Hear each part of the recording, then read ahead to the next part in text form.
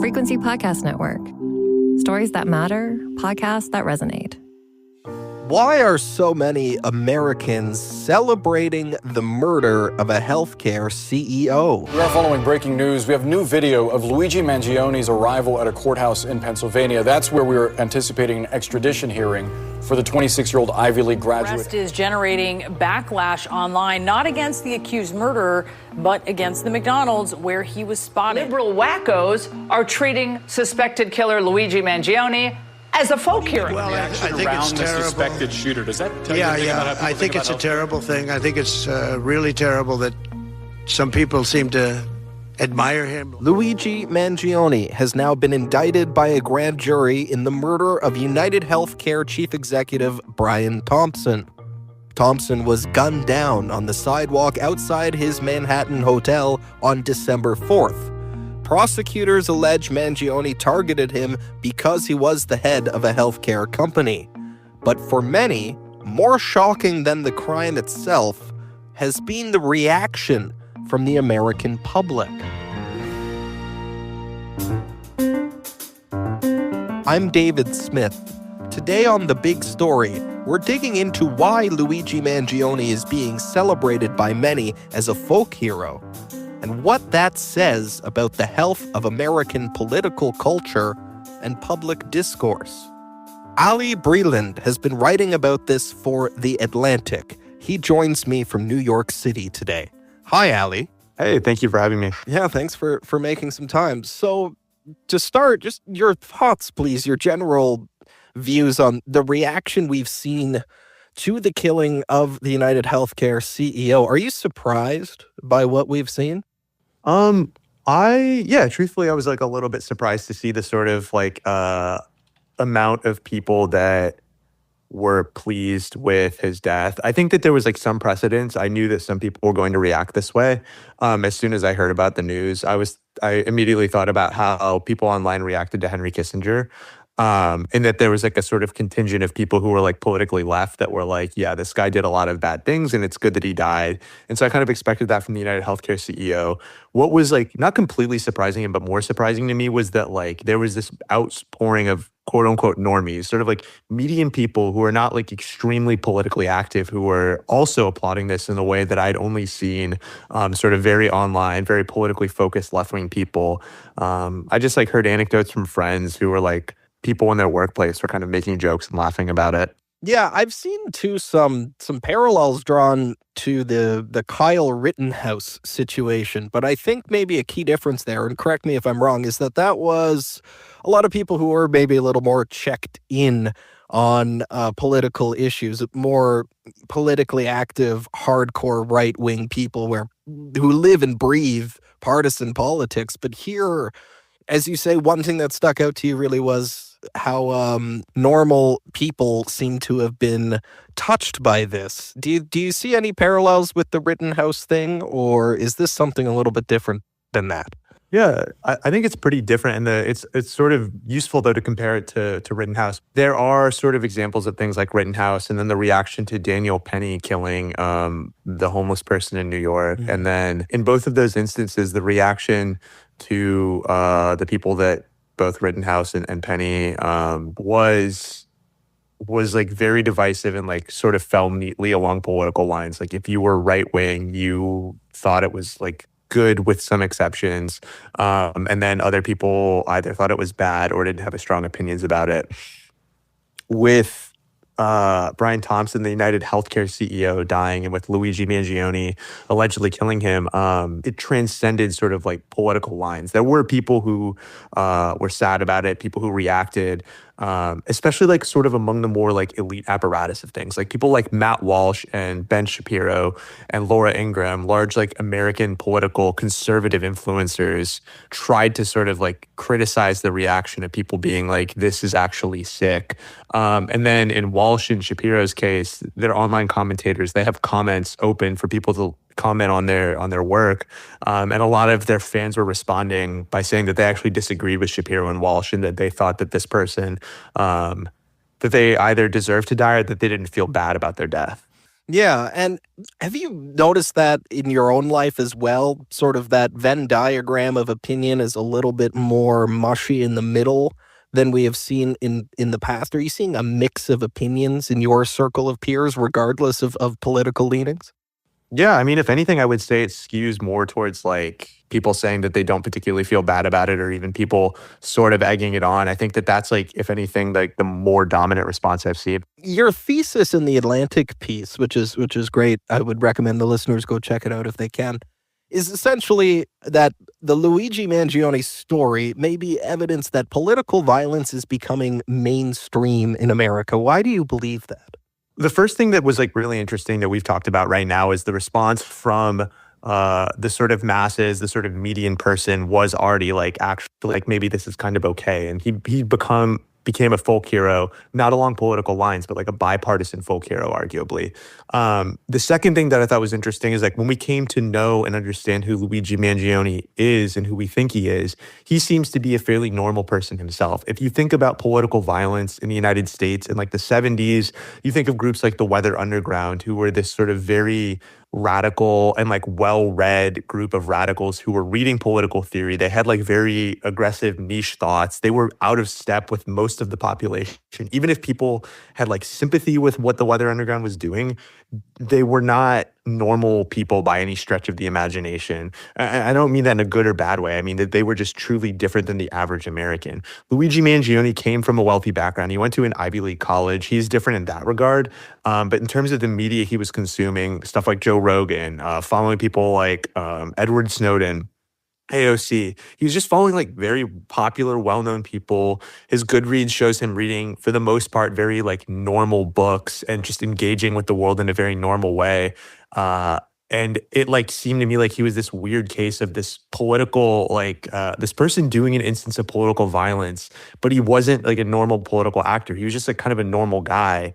And so it was like this weird symmetry between the median person being like, this is actually a good thing to do, or I'm okay with this, and then the shooter themselves being a normal person. So it like indicates that the radical political act of killing someone is not something that's confined for like Weather Underground people who are reading political theory, but it's like for guys who are just reading bestseller health improvement stuff or self-improvement stuff. It's like an affair for everyone now.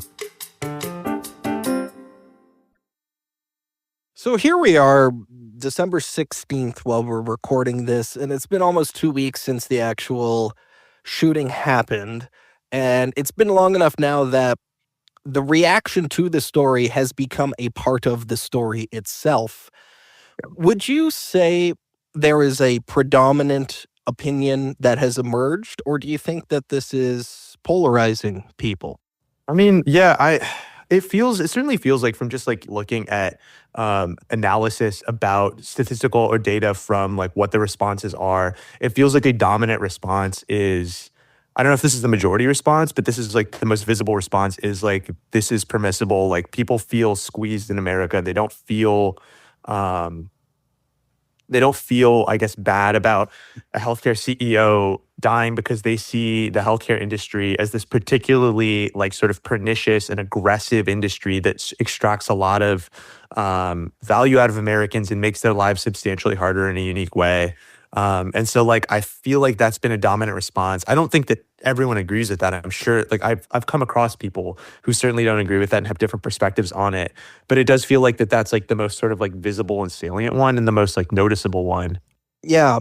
I like the demarcation, I think, between the most visible response, the dominant response, maybe not the majority response.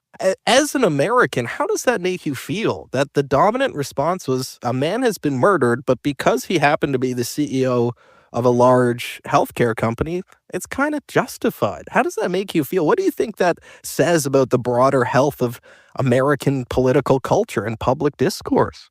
Some part of me kind of thinks it's concerning, and not in a sort of like moralizing way, in that like people are right or wrong to think about this in this way, but in that it does signal like that there is so much tension deep within like American society over these kinds of things that people feel as though either violence or the threat of violence is now potentially like one of the only viable solutions to reconcile just very like bad sort of contradictions in the American system. Like healthcare is something that people have been extremely pissed about in the United States for like a while now. It's like very common now, and again, bipartisan, for people to talk about how absurd it is that in America, like if you don't have a lot of money and you need potentially like life-saving medical care, and it's very expensive and it's out of network, that you need to like set up a GoFundMe sometimes, or that you need to go bankrupt. I have friends with multiple friends that have incurred at least 4 to 5 figures of medical debt that they have to deal with on a personal level. And it's just like, it's something that like, even if it's not affecting you directly, it's so in the water that people around you feel that way. And so even are dealing with it. And so even if you can see why people would react this way, even if you don't love what it means. Do you think that might be why so many people maybe aren't holding up this suspect, Luigi Mangione, as a folk hero? Certainly that's one side of part of the more extreme reaction. Some people are actively celebrating the murder of this man, which is concerning in and of itself. But do you think part of why so many people aren't immediately cringing back from that reaction is because it's an issue that touches everybody? I mean, everybody seems to have a story of a healthcare system that has failed them or a loved one at some point. How universal is that hurt, that trauma for Americans? It's a very normal thing, unless you're really rich, to kind of like have an understanding and an awareness of, and to feel like the system is like not sort of like working for people like you, even if you're not directly dealing with it. How do you feel about how public leaders have handled this part of the story? How healthy do you think the discussion is about why so many people are leaning towards saying it's at least somewhat justifiable that this person did what he did? President-elect Trump has addressed it. Other leaders have addressed it. What do you make of that discussion right now? Is that happening in a healthy way, or do you get the sense that people in power are hoping this might go away before they have to address it in any real significant way? The impulse of not everyone, but many with power, is that it would be ideal if things resolve themselves or sort of blow over, as opposed to people having to expend their political capital to handle them. And there's like obvious exceptions to that, but I think a lot of people do wish that's the case. But yeah, I do think that some people like do seem to understand that this is not just like a one-off instance, and that there is a feeling that will like continue to exist regardless of what happens, and a sort of a pent-up frustration that exists across like the country because of this. It's not just about this instance. It's about like what people are signaling that they're open to now. It's about people saying that like, I'm potentially open to different avenues for violence if we don't resolve these kinds of things through the democratic process. And I hope that like people in power understand how dangerous that is, and like try to sort of work to mitigate that, so that like people are no longer open to violence in the same ways. Political violence is a norm for trying to carry out and effectuate change is like not a very good society. Like no one wants to live in that, even if you're okay with what happened to Brian Thompson. What do you think the emotion is behind some of this reaction, this overt celebration of a murder? What is the driving emotion? Is it desperation? Is it depression? Is it rage? Is it a feeling of being left behind, a feeling of helplessness? Could you put your finger on that? I think that there is like a swath of the country that thinks that there's a class of people that don't care whether or not they live or die. And I think that that feeling is like a sort of symmetrical response, in that these people are like, well, I think that this upper echelon of people don't care about whether or not I continue to exist. And so if they don't continue to exist, I feel the same way. I think that's like what that's an expression of. Yeah, okay. I can see that. Very interesting. Well, thank you so much, Ali, for joining me today and sharing your perspective on that. It's a story that we're watching closely here north of the border as well, and we'll continue to follow the developments. Hopefully we can chat with you again sometime. Thank you again. Thank you for having me. I appreciate it. My pleasure. Again, that is Ali Breland. He is a staff writer at The Atlantic who's been writing about the Luigi Mangione story, joining us from New York City today. And that is the Big Story Podcast. Thank you so much for joining us. A quick reminder about the Seeker app. If you haven't downloaded that yet, it's a great new listening experience that we have for you. The Seeker app, radio, podcasts, all in one place. One handy app for all your listening needs. It's free. It's available on the App Store and for Android on Google Play. It's spelled Seeker, S-E-E-K-R, Seeker. Seek your sounds. I am David Smith. Until next time, thank you for listening.